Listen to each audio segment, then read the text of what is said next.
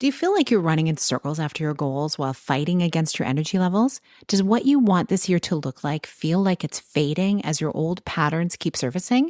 Today, I share some subtle but powerful shifts I've made that are elevating my impact and revenue.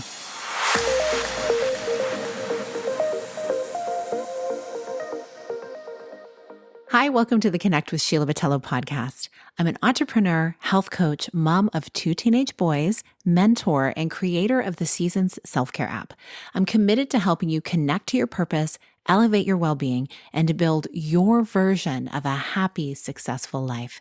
You're listening to a Monday minisode where I share an insight designed to help you live into what lights you up this week. Today's topic is a fun one. A listener question came in recently about productivity from Allie. She said, "You seem to do a lot and your energy always seems so high.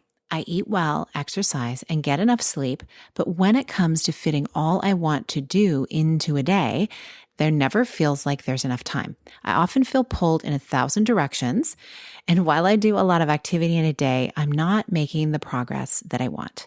Actually, I feel like I'm going backward a lot of the time. How can I stay consistent with my self-care while moving my business forward to serve more people? I really want 2023 to be different and start achieving my goals. Thanks, Sheila." Allie, thank you for this question. I feel you.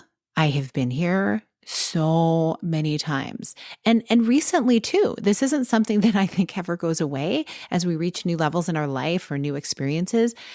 It's something we have to keep shifting with, right? I always talk about seasons. I talk about how life moves in seasons. It's the weather, it's our bodies, it's our kids, it's our businesses, it's our careers, it's our health. It's so much. It's the state of the world even, right?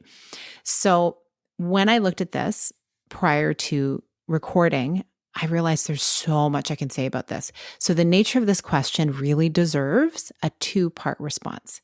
Since this is a minisode, and since I want to give you time also to allow this all to sink in and to start practicing it. So I'm starting by sharing the principles I followed to set my morning routine.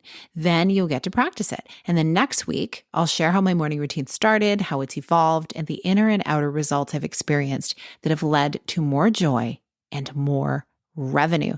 So let's dive in. First, there's 2 main things I'm going to talk about, okay? So the first one is power of a morning routine. There's so much power. It grounds you. Why does it ground you? Well, it feels good.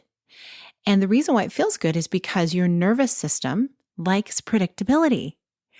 And that predictability leads to more relaxed energy. Think about it. You wake up in the morning, and you know what to expect. You know you're going to get out of bed and go brush your teeth and start whatever beverage you have in the morning, whether it's tea or whatever the case. And then you maybe have a calendar and things are lined up for you to do in a day. Or it's the weekend. Maybe you have a day where you have nothing planned. But the predictability here for you is that you're going to be relaxed. And whatever you do, it's just a relaxed vibe. It's chill.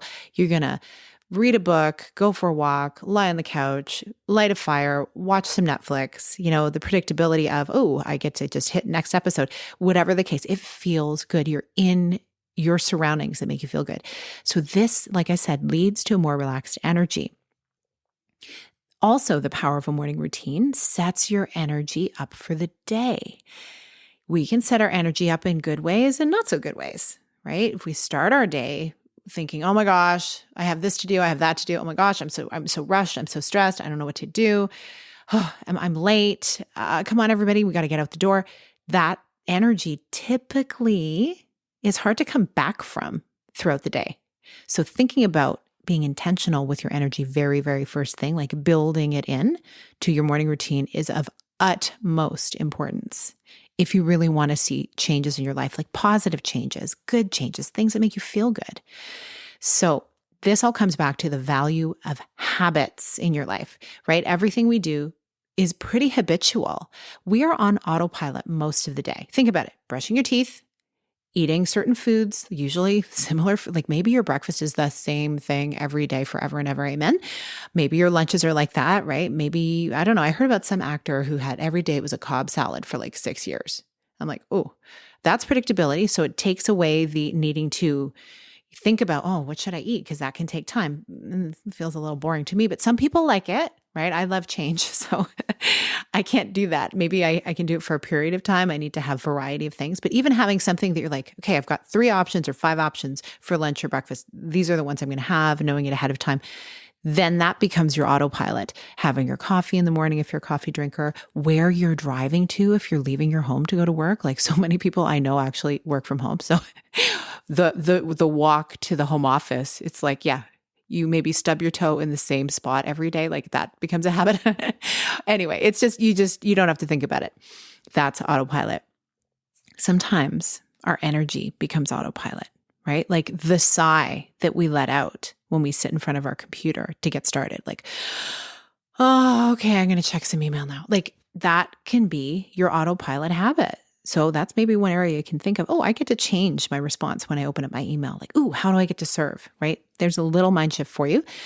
Also, good habits can be challenging to form and easy to break. Unless you're in an ecosystem where a lot of other people are doing this very same good habit. We'll talk about that a little later. Bad habits can be easy to form and challenging to break. Here, the ecosystem still applies. Again, I'm going to talk about that later, but think about it. Think about your habits. Do you have any habits you're like, I have been trying for years to stop this habit. I don't know what it's going to take. I do great for like 3 days and then I fall off the wagon. Or say you have a good habit that you're just really trying to do and it just seems to take forever. You're back and forth and back and forth. So that is the power of a morning routine. It is everything because our whole life typically is a routine. It is a habit. And then we're going to look at the second thing, your body versus your mind. I want you to start with your mind. This is going to lead into some little homework that I have for you. It's going to feel good though. It's like soul work. Let's call it soul work, not homework. Homework reminds us maybe of things we didn't want to do unless we were totally loved school in every element and like, ooh, bring on the essays. I mean, I have a friend like that. She's like, oh, I just wanted to go on. And those are people who will go on to do their PhDs and we love those people. We need those people. That personally is not me. So going to give you some soul work. Okay. So going to start with your mind. I want you to first thing in the morning, before you're around anybody, if possible, or like soon after you get up and you can get away from anybody. If you have small children or, whatever, your spouse and you wake up at the same time, whatever, or your partner or your animal, whatever the case, tune in to you, meditate and pray. And I'm talking 5 minutes. I'm talking 1 minute. I'm talking like a breath, a deep, three deep breaths, right? Whatever it takes to start. And then I want you to meditate, pray, whichever resonates for you, and visualize what you want your day to look like, what you want maybe the next hour to look like. Just picture what would a beautiful day look like for you. Then recalibrate to your truest desires before the world speaks to you. Again, like I'm saying, get away from everybody if you can, like tune into you first, so that you're not taking on immediately at the start of the day the projections, fears, doubts, or old stories of other people. They could be people you live with. They could be people on social media. They could be people in the newspaper if you read a newspaper or online news, or your neighbor, whatever, like morning radio. I don't know. Tune into you first. Next, connect your inner energy to your outer expression. So we've started with your mind and your inner energy. Now we want to move your body. This will elevate the good feeling chemicals. I'm not going to go into science about all those things. We can talk about that another time. I love those things. Much to my children's chagrin. It's like, oh my gosh, are we talking about oxytocin and adrenaline and all that still? Okay. Bounce, exercise, dance, sing, walk, earth, like barefoot on the ground or on the foundation of your home. Get in nature, cleanse in the tub, like shower, soak. Start with hydration and alkalinity, with a lot of water, lemon water perhaps first thing, greens. Do those things that are good for your body because you're connecting it all together. Okay, so those are the things I want you to look at and do. And this is your homework.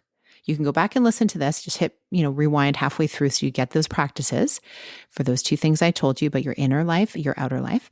And this week, here's your homework. Grab a journal, write your intentions for the week with the results you're aiming for. And you can start small. The nervous system likes predictability. It also likes to feel like it's easing into something. So we don't need to say, I'm going to like up level by 50%. No, something simple. Decide on a morning practice. 1, commit to it for the next 7 days. Then include in that practice at least one mind and soul practice that you'll do every morning, and include at least one physical practice you will also do every morning. And again, it can be short. This is tiny. This is 5 minutes. This is 15 minutes tops. Bonus points if you do it at night as well. There's something beautiful about grounding into your visualization of what you want while you're falling asleep and when you're waking up. Then journal your thoughts. Like I'm talking, you can voice text yourself. You can be driving to the office and just hit voice text on your Bluetooth and go, or you can just, jot it down quickly somewhere where you will look at it after.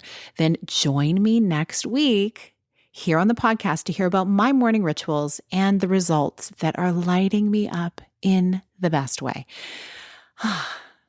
I'm excited for you. I'm so excited. I can't wait to hear your responses. So you need to get back to me and let me know what happened. So you can DM me, you can, write it in a review thing, or you can email me, hello@sheilabatello.com. And as I mentioned, the human ecosystem you live in, remember I said we were talking about this? Those relationships and connections that you make each day, that's your ecosystem. It has a major impact on which of your habits stick. You may have an incredible squad of cheerleaders in your life, and if so, celebrate that. Tell them, embrace that. More, please. You also may feel all alone in creating the life you most want. That has been me for part of my life at varying stages, where people just didn't understand. What is this happy chick doing? Does she see what's going on around her? She should be down in the dumps. Why is she so joyful? Why is she trying to keep moving forward? She should just oh my gosh, stop and just feel bad like the rest of us because things are tough right now. So I get it. I'm sending encouragement your way. It is not easy, but I promise it is worth it to go after the life of more that you envision. And you don't have to go it alone. I created the Seasons Collective for you. It's a place for you to step into the phase of your life or business evolution in a community that places a high value on personal growth, connection, and making a positive impact in the world without burning out. Yes. A place where you can ideate, collaborate into your next step. An ecosystem where you can create and celebrate the moves, micro and macro, that you want. It's for the woman who owns her worth, who wants to serve from a place of overflowing energy and well-being. Her impact is amplified by the way she nourishes herself, body, mind, and soul. And the space I'm curating is one where truly together, everyone gets to rise. And it is so much more fun to rise in community than it is to do it on your own. You can do it. It's a little more challenging. It's not as much fun. I personally feel. To learn about how you can be part of this community, go to the link in the show notes for the details. I'd love to see you in there. Thank you for listening today. If you enjoyed this episode, please leave a review at Apple Podcasts and share it with a friend. It means so much that you listen to these episodes. And when you rate, review, or share, it helps the message of connecting people to the life of more they desire grow and grow. I hope you have a beautiful week. I'll see you next week on another minisode. Part 2, here we come. And of course, I have an interview for you in 2 days on Wednesday, so watch for that. Big blessings.